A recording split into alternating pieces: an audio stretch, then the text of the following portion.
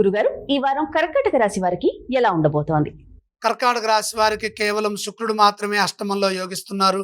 ఆర్థికంగా కొంతవరకు అనుకూలతలుంటాయి. శ్రమకు తగిన ప్రతిఫలం ఆర్థికంగా లభిస్తుంది.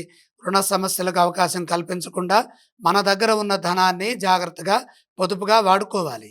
ముఖ్య కార్యక్రమాలు అప్రమత్తంగా ఉండాలి. కాలం వ్యతిరేకంగా ఉన్నది. ప్రతి మాట ఆచితూచి మాట్లాడాలి.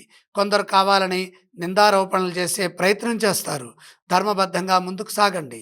ప్రతి విషయాన్ని లోతుగా ఆలోచించి నిరుత్సాహానికి గురి కాకుండా మనం చేయవలసిన పనుల్లో మనం నిమగ్నం కావాలి. ధైర్యంగా ముందుకు సాగితే ఏ ఇబ్బంది ఉండదు. కుటుంబ సభ్యుల సూచనలు అవసరమవుతాయి, లేదా మిత్రుల సలహాలతో తప్పనిసరిగా విజయాలు సాధించాలి. అప్పుడే మీరు ప్రారంభించిన పనులు విజయాన్ని ఇస్తాయి. ఉద్యోగంలో సమస్యలు ఎదురుకాకుండా కాలాన్ని సద్వినియోగం చేసుకుంటూ సకాలంలో మీ కర్తవ్యాలను మీరు పూర్తి చేయండి. పని మొదలుపెట్టిన తర్వాత ఎట్టి పరిస్థితుల్లో మధ్యలో వాయిదాలు వేయవద్దు. ఇదే విధంగా వ్యాపారంలో కూడా ఆచితూచి అడుగులు వేయాలి. వివాదరహితంగా వ్యవహరించాలి. ప్రతిభతో పనిచేయడం ద్వారా మంచి జరుగుతుంది.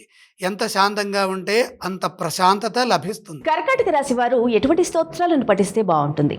కర్కాటక రాశి వారికి గ్రహదోషం అధికంగా ఉన్నది కాబట్టి నవగ్రహ ధ్యాన శ్లోకాలు చదువుకోవటం ఉత్తమం.